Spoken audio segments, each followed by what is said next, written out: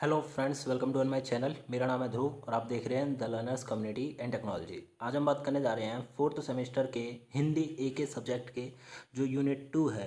Unit 2 में आपके कई चैप्टर्स दे रखे हैं, तो उसके चैप्टर 3 के बारे में आज की वीडियो में हम बात करेंगे। चैप्टर 3 का लास्ट यूनिट है ये, सॉरी लास्ट पार्ट है। इस पार्ट में हम सिर्फ 2 से 3 टॉपिक्स को डिस्कस करेंगे जो कि जल्दी से हो जाएंगे। तो चलिए आज की वीडियो को शुरू करते हैं। और अगर अभी तक आपने मेरा चैनल सब्सक्राइब नहीं किया तो प्लीज़ चैनल को सब्सक्राइब करें, वीडियो को लाइक करें।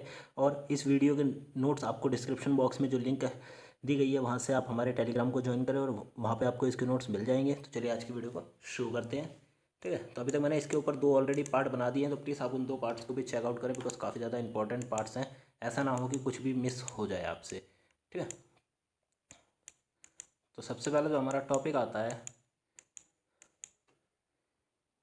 और टॉपिक स्टार्ट होता है, वेट मिनट हम जरा नोट्स तक पहुंच जाएं यहाँ से। ठीक है, आज की वीडियो में हम कुछ टॉपिक्स की बात करेंगे, जैसे कि मलबे का मालिक जो अध्याय है उसमें कौन कौन से पात्र हैं, उन पात्र का क्या रोल है। ठीक है, और भी काफ़ी चीज़ें आज की वीडियो में हम देखेंगे। तो चलिए शुरू करते हैं। पात्र और चरित्र चित्रण। ठीक है, जिन लोगों ने भी इसमें रोल प्ले कराया उनका क्या पात्र था, उन्होंने किस प्रकार का चरित्र अपना दर्शाया है।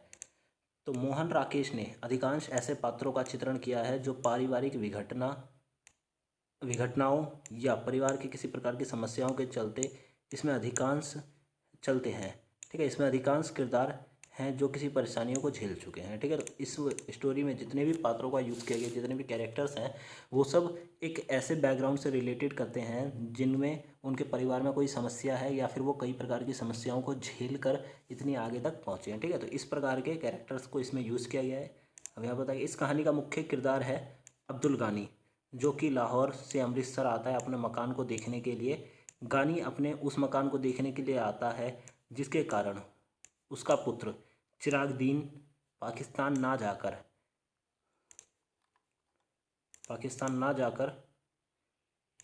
अपने घर में रहना चाहता था, और उसी मकान के कारण उसकी बीवी और बच्चों की भी मौत हो गई थी। ठीक है, तो अब्दुल गानी जो है वो, ये कहानी है भारत के, जब एक प्रकार से हम कह सकते हैं 1947 में जब भारत का बंटवारा हुआ था, भारत और पाकिस्तान का बंटवारा हुआ उस समय। ठीक है, 2 नए देश बने थे। तो उस समय ये जो अब्दुल गानी है ये भारत में रहा करते थे। ठीक है, बट जब बंटवारा हुआ तो इन्हें पाकिस्तान जाना पड़ा, ये लाहौर चले गए। अब लाहौर के बाद ये वापसी में जब अपने घर वापस अमृतसर आए, पंजाब में अमृतसर है वहाँ पे आए, तो वहाँ पे उन्होंने देखा कि उनके घर का पूरा मलबा बन चुका है। ठीक है, और जब बंटवारा हुआ था तो अब्दुल गानी का बेटा चिराग दीन नहीं चाहता था कि वह पाकिस्तान जाकर वहाँ रहे, वह चाहता था कि वो यहीं पे रहे और अपना घर को रखे। उसे लगता था कि इसके आसपास के जो पड़ोसी लोग हैं वो उसे बचा लेंगे, बट ऐसा कुछ भी नहीं था।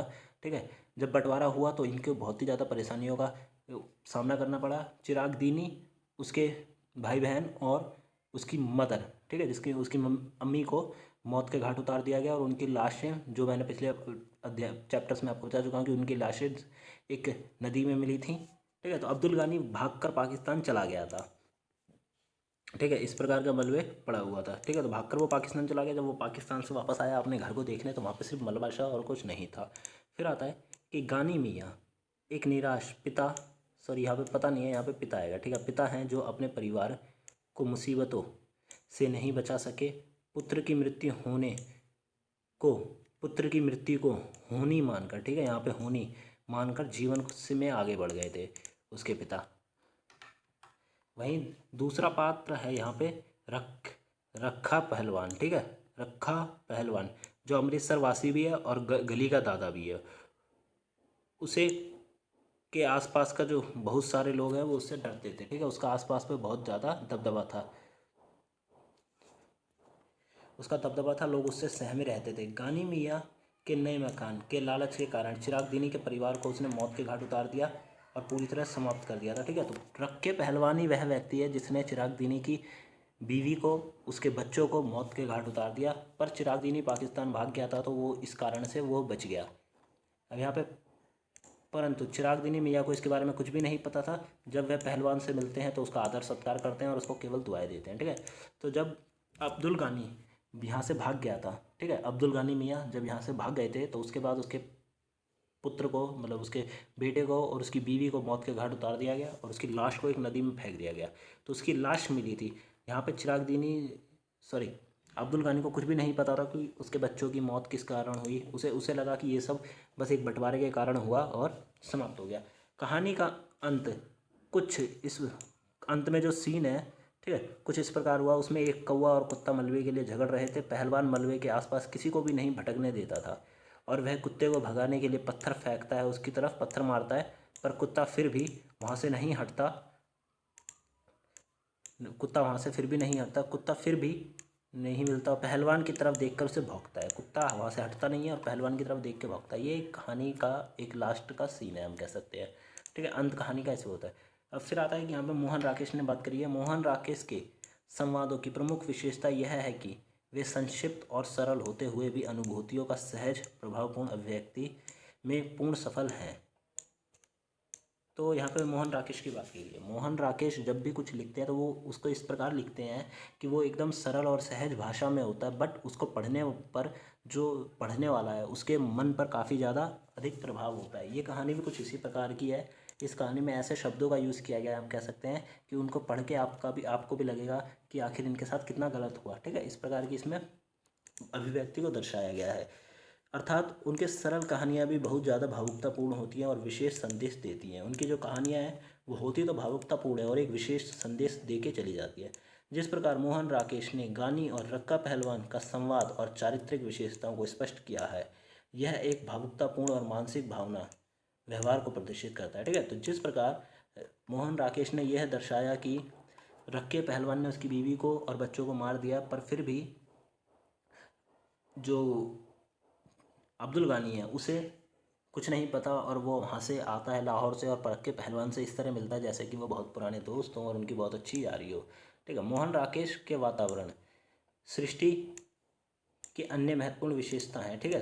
तो मोहन राकेश की जो विशेषताओं की बात करें तो उसका जो मोहन राकेश का लिखने का जो वातावरण है वो सृष्टि का बहुत कह सकते हैं कि उनकी पूरी लिखी कहानी का एक महत्वपूर्ण विशेषता है। यहाँ पे बताया गया सेकंड में कि लेखक ने अब्दुल गानी स्थिति का वर्णन इतनी सच्ची बात के साथ किया है कि उसका आतंक पाठकों पर भी छा जाता है, ठीक है, जिसके कारण हृदय धड़कने लगता है और कहानी उनके मन प्राण में छा जाती है, ठीक है। तो अब लेखक ने यहाँ पे जो पहलवान है उस पहलवान और इस कहानी को इस प्रकार से प्रदर्शित किया है। यहाँ पे कुछ लिखने में गलतियाँ हैं, बट मैं आपको बता देता हूँ कि यहाँ पे लेखक ने कुछ इस प्रकार से कैरेक्टर्स को प्रदर्शित किया है कि जो भी उसे पढ़ता है कहानी को उसके मन पर, अगर पहलवान की बात करें तो उसके मन पर आतंक छा जाता है, ठीक है। और अगर हम उसके अब्दुल गानी की बात करें तो उसका दिल धड़कने लगता है, उसके मन और प्राण पर यही बात छाती है, ठीक है। इस प्रकार की स्थिति उन्होंने प्रदर्शित की है। फिर आता है कि मोहन राकेश ने कहानियों में इतना सजीवता को प्रस्तुत किया है कि पढ़ने वाला खुद को इस कहानी से जोड़ लेता है और कहानी को अधिक से अधिक पढ़ने की लालसा उसमें पैदा हो जाती है, ठीक है। तो मोहन राकेश ने कहानी को इस प्रकार लिखा है, इतना सजीव बनाने की कोशिश की है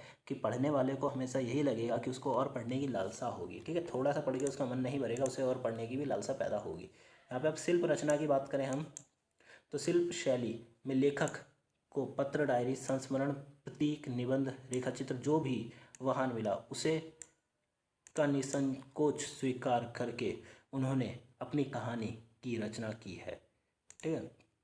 तो लेखक ने ये जो कहानी बनाई है इस कहानी के तहत उन्हें जो भी मटेरियल मिला, किताबें मिली, ठीक है, डायरियाँ मिली, संस्मरण मिले, जो भी मटेरियल मिला उसको इस कहानी में प्रदर्शित करने की कोशिश की है। मलबे का मालिक के मुख्य रूप में ऐतिहासिक शैली का प्रयोग किया गया है तथा कथोपकथान शैली और प्रतीकात्मक शैली का भी कुछ भाग इसमें मौजूद है।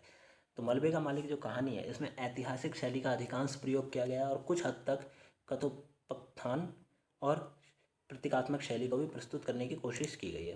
प्रस्तुत कहानी की जो भाषा है उसमें तत्सम, तद्भव, देशज, विदेशज, विदेशी, ग्रामीण, इनमें से जिस भी प्रकार का शब्द का आवश्यकता है उसका अनुभव है वैसे ही उसका प्रयोग किया गया है, ठीक है।